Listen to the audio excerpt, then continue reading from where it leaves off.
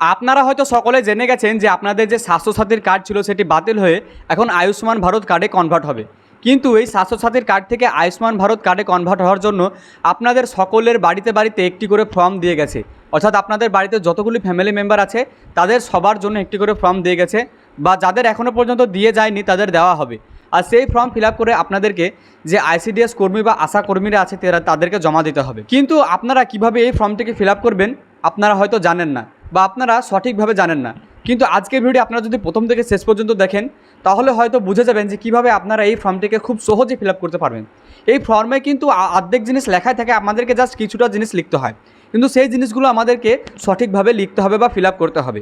তো সেইটি আজকের এই ভিডিওতে আপনাদেরকে বলা হবে যে কীভাবে আপনারা কোন জায়গায় সঠিক তথ্য কীভাবে ফিল আপ করবেন এই Ayushman card fill up Ayushman Bharat কার্ডের জন্য যে ফর্ম দেওয়া হয়েছে আপনাদের বাড়িতে বা দেওয়া হবে সেটি নিয়ে। তাই এইটি আপনাদেরকে অবশ্যই জেনে রাখা অত্যন্ত প্রয়োজন।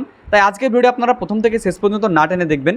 তো চলুন এখন বেশি কথা না বাড়িয়ে সরাসরি যাই এবং কীভাবে ফর্মটি ফিল আপ করবেন হাতে কলমে আপনাদেরকে বুঝিয়ে দিই। আর তার আগে আপনাদের কাছে একটি ছোট রিকোয়েস্ট করব, যদি এখনও পর্যন্ত আপনারা আমাদের চ্যানেলটিকে সাবস্ক্রাইব না করেন তবে প্রতি ভিডিওর মতো এই ভিডিওতে আপনাদেরকে রিকোয়েস্ট করব আপনারা আমাদের চ্যানেলটিকে সাবস্ক্রাইব করবেন এবং পাশে থাকা বেল আইকনটি অল করে দেবেন। আর যদি এই ভিডিওটি আপনারা আমাদের ফেসবুক পেজ থেকে দেখে থাকেন তবে প্লিজ আমাদের ফেসবুক পেজটিকেও ফলো করে রাখবেন, কারণ যখনই আমরা কোনো নতুন ইনফরমেটিভ ভিডিও আপলোড করব, যদি আপনারা আমাদেরকে ফলো বা সাবস্ক্রাইব করে রাখেন আপনাদের কাছে নোটিফিকেশন সবার আগে যাবে। তো প্রথমে তো আপনারা ফর্মটা দেখুন, এরকম কিছু ফর্ম আপনাদেরকে দেওয়া হবে। আপনাদের এলাকায় যে আশাকর্মীরা আছে তিনারা আপনাদেরকে এরকম একটা ফর্ম দিয়ে যাবে আপনাদের বাড়ির, এবং আপনাদের বাড়িতে যতজন সদস্য আছে সকলের জন্যই কিন্তু একটি করে ফর্ম দেওয়া হবে।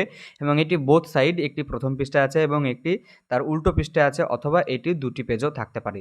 তো প্রথমে ফর্মটি আপনাদেরকে দেখায় কীরকম। এই ফর্মটি কিছুটা এরকম দেখতে, আপনারা যেটা এখন দেখতে পাচ্ছেন। উপরের দিকে আপনারা এখানে একটা কিউআর কোড দেখতে পাবেন এবং তারপরে উপরে লেখা থাকবে আয়ুষ্মান ভারত প্রধানমন্ত্রী জন আরোগ্য যোজনা আবেদনকারীর যাচাইকরণ ফর্ম, এবং তারপরে আপনাদের জেলার নাম, আপনাদের বিধানসভার নাম, আপনাদের গ্রাম পঞ্চায়েতের নাম এবং তারপরে আপনাদের গ্রামের নাম দেওয়া থাকবে।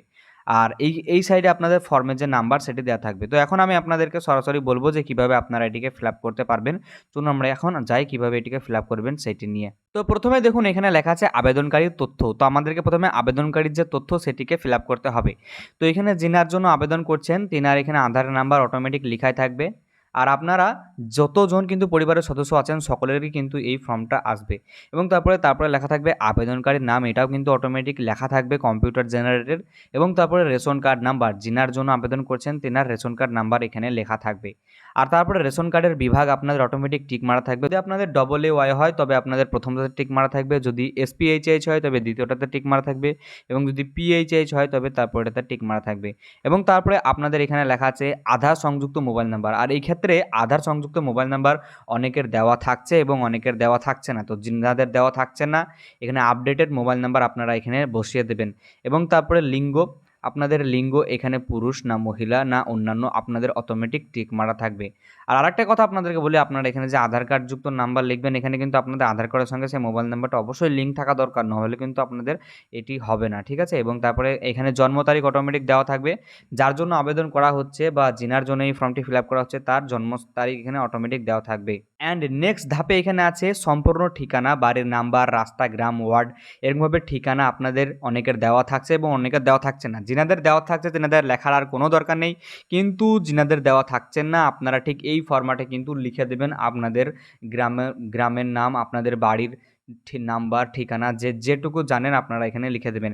এবং তারপরে আপনাদের জেলার নাম অটোমেটিক সিলেক্ট হয়ে থাকবে, আপনাদের ব্লক বা পৌরসভার নাম অটোমেটিক সিলেক্ট হয়ে থাকবে, তারপরে গ্রাম পঞ্চায়েতের নাম অটোমেটিক সিলেক্ট হয়ে থাকবে, পরিবারের প্রধানের নাম এখানে আপনাদের অটোমেটিক দেওয়া থাকবে। এবং তারপরে আপনাদেরকে লিখতে হবে সেটা হলো মোট পরিবারের সদস্য সংখ্যা। আপনাদের পরিবারের যে সদস্য সংখ্যা সেটি কয়জন এখানে আপনাদেরকে লিখতে হবে সংখ্যাতে। যদি দুজন হয় দুজন সংখ্যায় 2 লিখে দেবেন, যদি তিনজন হয় সংখ্যায় 3 লিখে দেবেন। এরকমভাবে কিন্তু আপনারা এই ঘরে লিখবেন। এবং তারপরে আপনাদেরকে দিতে হবে প্যান নাম্বার, অর্থাৎ আপনারা যার জন্য এখানে আবেদন করছেন তার প্যান নাম্বার এখানে লিখে দিতে হবে। এবার অনেকের ক্ষেত্রে যাদের প্যান কার্ড এখনও পর্যন্ত হয়নি বা প্যান নাম্বার নাই, বা শিশু বাচ্চা যাদের এখনও প্যান কার্ড হয়নি তাদের ক্ষেত্রে কী করবেন, যেহেতু এখানে স্টার মার্ক দেওয়া নাই তাই আপনারা এটিকে স্কিপ করে দিতে পারেন, এখানে প্যান কার্ড নাম্বার নাও লিখতে পারেন। তারপরে দেখুন এখানে বলা হয়েছে নির্বাচনী তথ্য যদি 18 বছরের উপরে হয়, যার জন্য এটিকে আবেদন করছেন তার বয়স যদি 18 বছর উপরে হয় তবে আপনারা এই অংশটিকে ফিল আপ করবেন, অন্যথা আপনাদের কিন্তু এই অংশটিকে ফিল আপ করার কোনো দরকার নেই।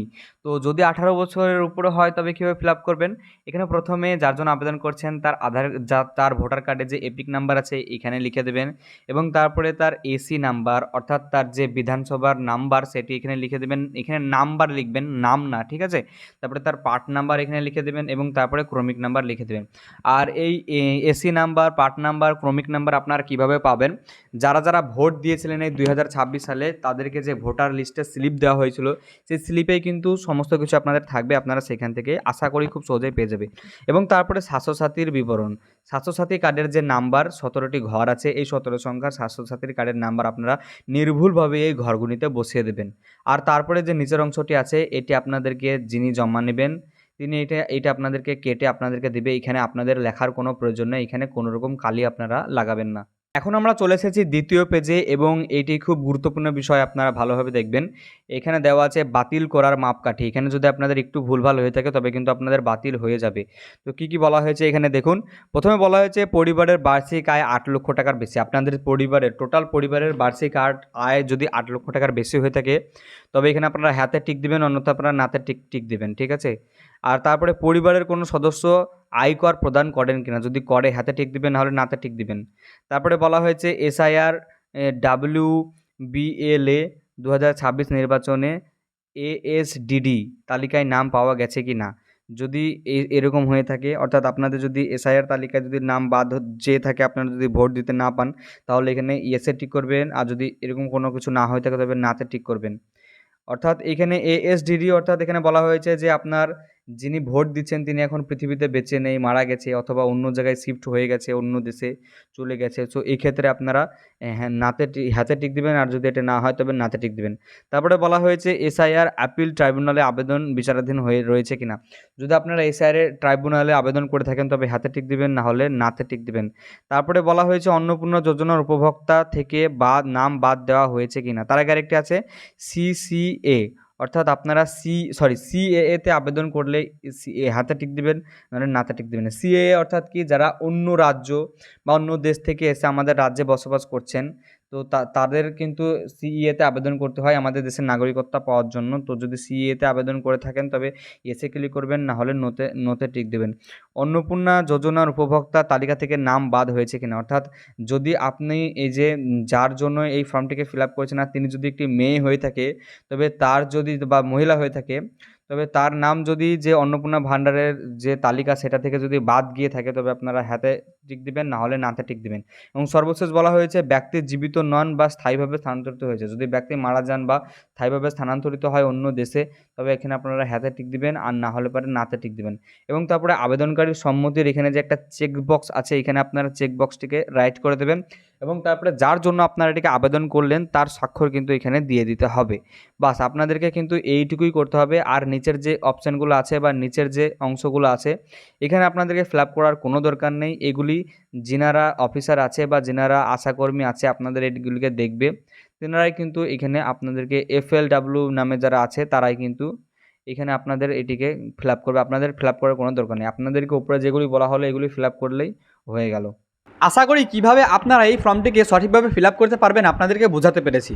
আর যদি আপনাদেরকে এই ভিডিওটিকে একটু ইনফরমেটিভ মনে হয় তবে এই ভিডিওটি আপনারা আপনাদের প্রিয়জনদের কাছে বেশি বেশি পরিমাণে শেয়ার করবেন যাতে তারাও জানতে পারে যে কিভাবে এই ফর্ম ফিল আপ করতে হবে।